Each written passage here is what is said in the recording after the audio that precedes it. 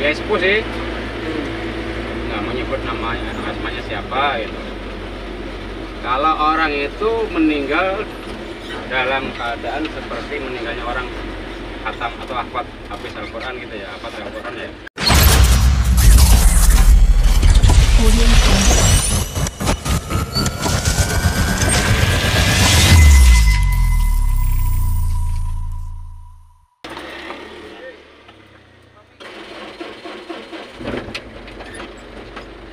Wah, yakin ngomong. Sama akunya ya, kita bapaknya kan. Bapaknya kita banyak ikan nahang. Kadang yuk. Wah, balik Wah. Wih. Wih lah. Dahar.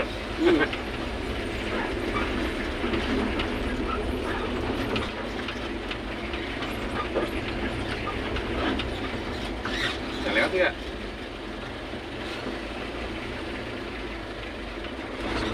Nggak usahnya yang mono, ini mas bisa. Kita yuk. Bapak enak kok kan yang mas.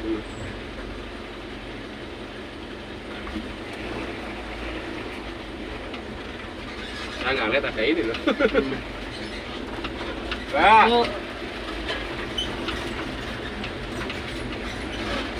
Ada melotot Wah. Ah. Di Empang lah. Iya. Terbit disebut aja orang Jakarta, belum tentu orang Jakarta. Mobil ke Jakarta, ini ke Jakarta. Iya. Depok.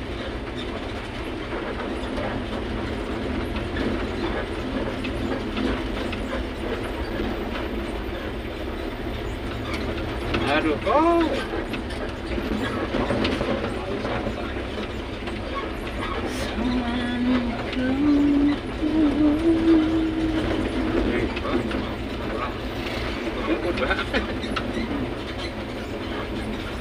Kaget loh gitu.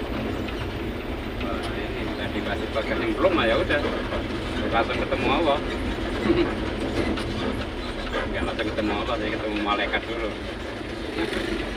Man rabbuka wa man nabiyuka ma dinuka ma ibanuka ma kiblatik. Nggak bisa jawab. Sampai kaget ya. Sampai kaget Ya kalau orang biasa nyimak baca Al-Quran, bersolawat, la ilaha illallah kan dalam sehari semalam 17 rakaat. Allah itu nggak usah dihafalin kayak gitu. Iya tak.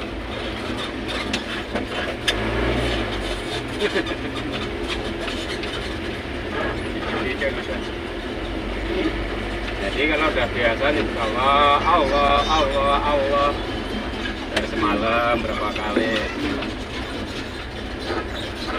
ya dengan sendirinya yuk. Biar udah hafalin tapi orang nggak selalu nggak ya hilang ilmunya. Iya. Astagfirullah. Ayo Pak, turun minum dulu Pak. Oh, Untung baru keluar.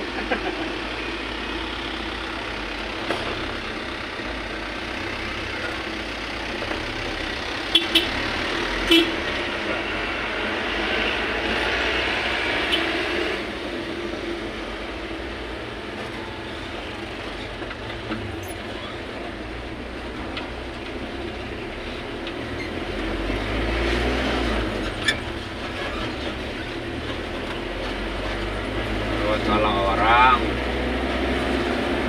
biasa bersolawat dan tiap hari 100 kali minimal itu paling dikit 100 kali. Pas saya mana nabi juga dan siapa nabi kamu? Wahai manusia, ya Nabi Muhammad itu nabi saya. Bisa.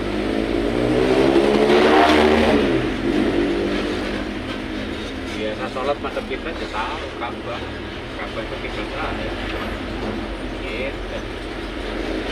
Tapi akan jauh lebih aman lagi yang bisa meredam amarahnya malaikat mungkar nakir menurut banyak ulama ya, banyak kiai. Itu dua surah, ada yang bilang surah Yasin sama surah Tabarok atau surah Al-Muluk. Tapi kalau Al-Muluk harus hafal. Hafal sampai meninggal pun kita hafal.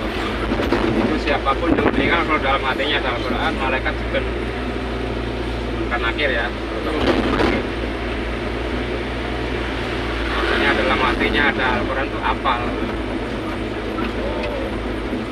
Walaupun nggak 30 juz gitu ya, kata kiai ya, bukan saya, bukan kiai, saya mampuli.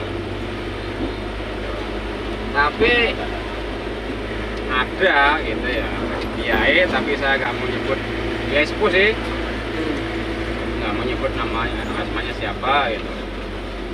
Kalau orang itu meninggal dalam keadaan seperti meninggalnya orang khatam atau habis Al-Quran gitu ya, hafal Al-Quran ya. Kamu drong, aduh.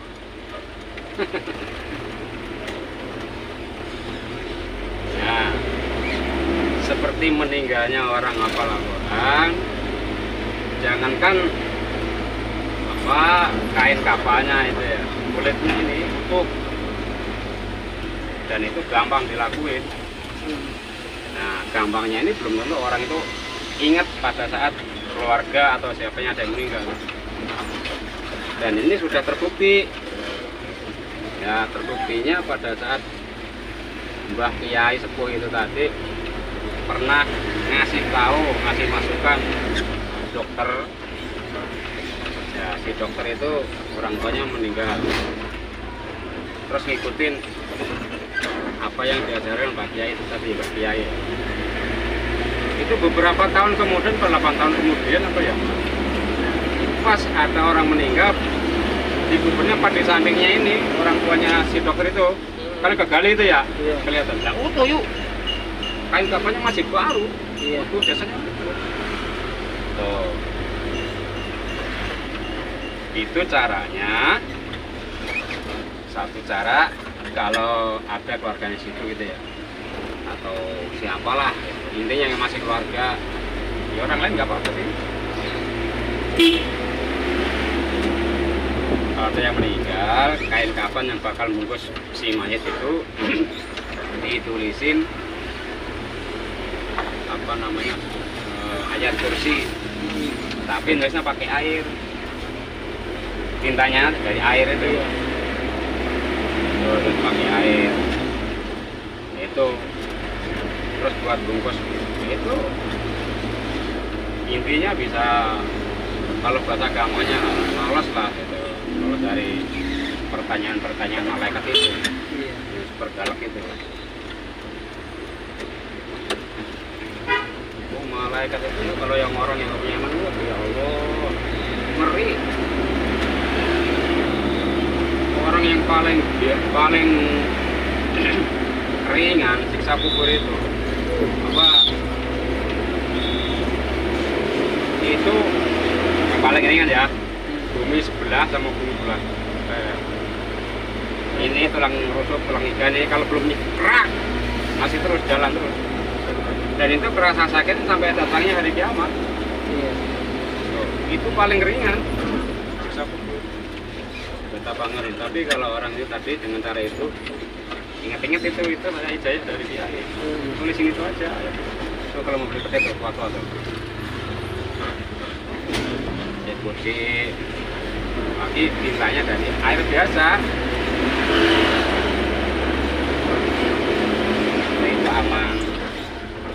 Satu, kalau orang lagi sakit parah, terus orang itu zikirnya biarpun bukan la ilaha illallah, tapi ini kan surah termasuknya surah tauhid, itu qul huwallahu ahad, kata ikhlas sampai ke nyawanya itu insya Allah meninggalnya dalam keadaan kosong khatimah.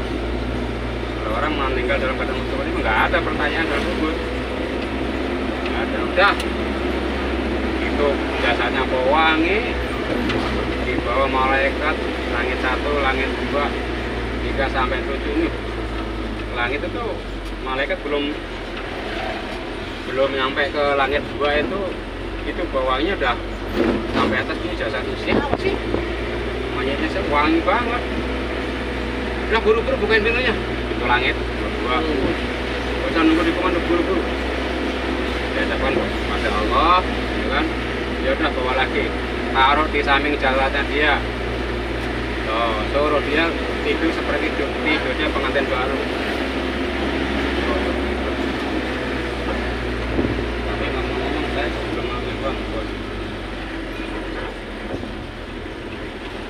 Kalau orang meninggal dalam keadaan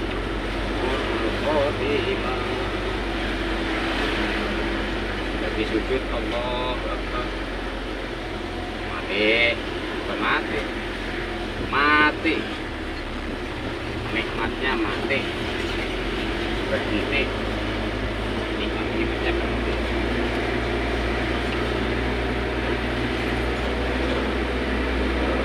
Nah terus itu belum ada siksa neraka kubur mah, itu rasa panas, tersiksa, cuman pintunya doang, pintu neraka dibuka dari jauh. Ya kayak kita kalau lagi pagi-pagi musim dingin itu kan ya, bikin ini kan apa itu namanya perapian itu kan ya. Dari jauh aja api kalau gede aja kita merasa panas, apalagi neraka. Nah kalau orang yang meninggal dalam husnul khotimah ya nggak langsung masuk surga belum masuk, selama kiamat belum terjadi belum ada surga, tapi di taman-taman surga. Kalau enggak ya pintu surga dibuka itu udaranya lurus ya kayak kita di kontrakan ya kan, kontrakannya tengah hujan nggak ada, udah buka jendela ya anginnya sedikit nikmatnya. Yuk.